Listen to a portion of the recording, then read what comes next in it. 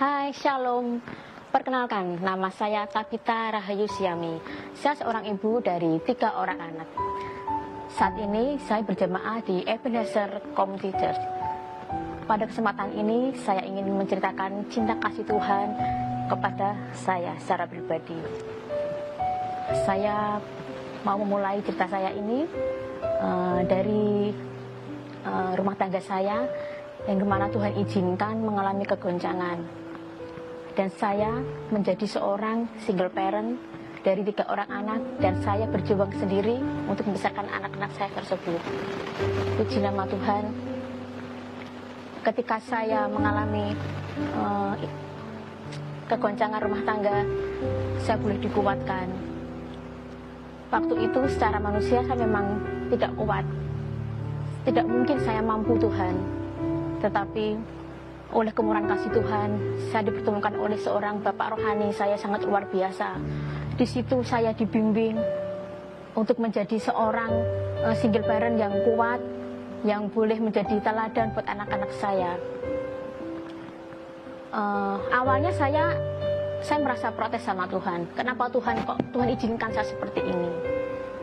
Tetapi dengan berjalannya waktu saya mengerti, ternyata setiap apa yang Tuhan izinkan dalam hidup saya adalah yang terbaik buat saya.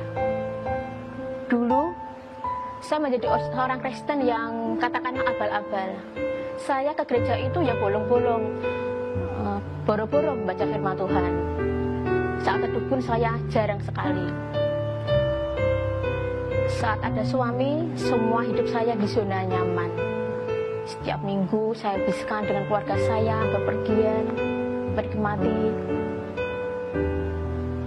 jalan-jalan ke sana kemari dan lupa untuk beribadah. Nah, di situ saya baru sadar bahwa Tuhan mengingatkan saya. Ketika Tuhan izinkan rumah tangga saya goncang, saya baru sadar saya butuh Tuhan ternyata. Di situ Bapak rohani saya membimbing saya. Waktu itu saya diikutkan dalam sebuah kegerakan SPK.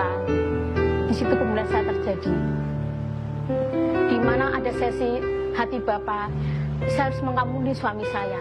Sedangkan secara manusia tidak mungkin saya bisa mengampuni, karena sungguh sangat menyakitkan waktu itu.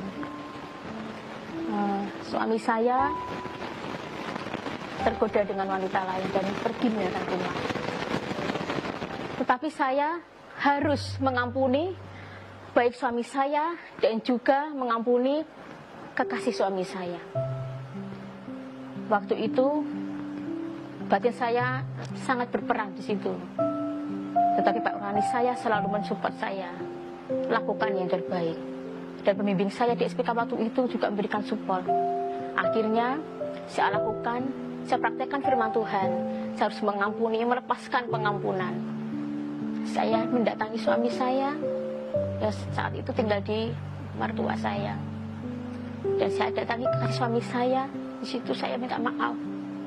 Walau secara manusia bukan saya yang salah, tetapi pesan Bapak rohani saya adalah lebih dahulu melakukan kebaikan. Jangan mikir siapa yang salah, siapa yang benar. Di situ setelah saya mendapatkan pengampunan, saya melibatkan diri dalam pelayanan.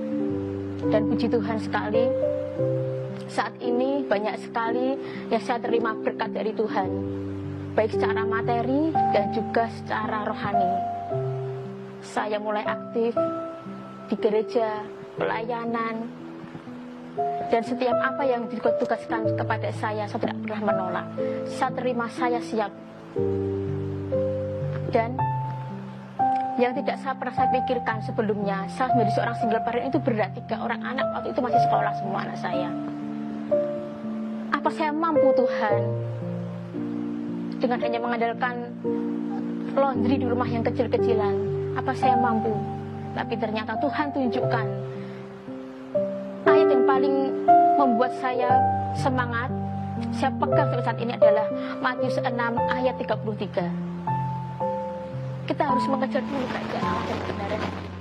Tuhan pasti akan menambahkan berkat-berkat itu. Dan itu saya imani, dan itu terjadi dalam hidup saya.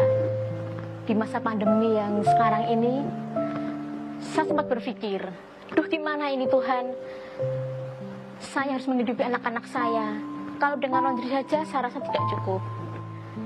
Singkat cerita, suatu hari anak saya yang sekolah di SMP, yang nomor 2 itu, bilang, Bu, saya harus membuat praktek, membuat kue. Nah, di situ saya buat kue, saya buat 2, untuk di sekolahan dan yang untuk di rumah. Yang di rumah itu saya potong-potong, saya berikan ke tangga, ke keluarga, ke teman-teman. Ternyata pada suka. Dari awal dari tangga yang pesan, terus keluarga yang ada acara pesan. Akhirnya setiap saya ada latihan, saya ada pertemuan dengan teman-teman, ketemu dengan teman-teman gitu, saya buat, saya bawa, mereka cocok. Akhirnya itulah Tuhan buka jalan. Itu saya nggak pernah saya pikirkan sama sekali. Yang saya rasa saya nggak mampu, ternyata Tuhan memampukan saya. Dan puji nama Tuhan, saya punya usaha roti. Saya nggak pernah berpikir, kok bisa sebanyak ini Tuhan pesanan roti. Sampai teman-teman di Facebook, semua pada minta nomor, mereka pada pesan. Saya terima dengan sukacita, kan itu berkat dari Tuhan. Bahkan sampai hari Minggu pun saya harus terima pesanan. Sedangkan dari Minggu itu saya benar-benar kredit banget. Saya harus melayani di choir, saya juga melayani di worshiper. Terkadang hari Jumat saya juga harus memimpin komsel. Belum lagi pelayanan yang lain. Saya benar-benar minta hikmat sama Tuhan. Tuhan, saya minta Tuhan pertolongan-Mu supaya bisa membagi waktu Tuhan. Tuhan tuh gak akan tinggal diam. Saya juga gak nyangka gitu loh, kok bisa rapi gitu waktunya gitu. Dan saya juga sudah komitmen, walaupun pesanan banyak, walaupun laundry saya full, nomor 1 tetap Tuhan. Pernah juga suatu saat ada orang yang mau pesan roti itu ya dalam jumlah banyak gitu. Hari Minggu, pas kebetulan hari saya bertugas di gereja. Saya berani cancel.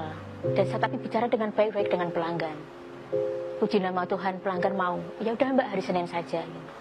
Tuhan itu sudah atur gitu loh. Dan saya memang nggak mau karena saya memikirkan keuntungan, saya memikirkan usaha saya menomorduakan Tuhan, saya tidak mau. Bahkan di jam-jam latihan pun saya selalu batasi pesanan supaya saya bisa mempersiapkan diri untuk saya berlatih. Saya berusaha untuk berikan yang terbaik buat Tuhan, karena saya percaya berkat yang saya terima itu datangnya dari Tuhan, dan saya akan kembalikan kepada Tuhan yang terbaik melalui hidup saya, melalui pelayanan saya. Mari saudara-saudaraku yang terkasih dalam Tuhan, jangan pernah hitung-hitungan sama Tuhan. Jangan pernah berpikir, saya rugi Tuhan meninggalkan pekerjaan saya. Oh no, Tuhan tidak akan pernah berhutang. Ketika kita memberikan yang terbaik kepada Tuhan, totalitas tanpa batas, Tuhan pasti juga akan memberikan yang terbaik buat kita. Mari saudara-saudara, siapkan hati, siapkan diri untuk memberikan pelayanan yang terbaik buat Tuhan selama kita diberi kesempatan sama Tuhan. Dan untuk saudara-saudara yang belum tergabung dalam ibadah Ebenezer, saya tunggu kedatangannya dalam ibadah besok Minggu. Kiranya kesaksian ini boleh memberkati saudara-saudara sekalian. Mari terus bertumbuh di dalam Tuhan. Selamat beraktivitas. Tuhan Yesus memberkati.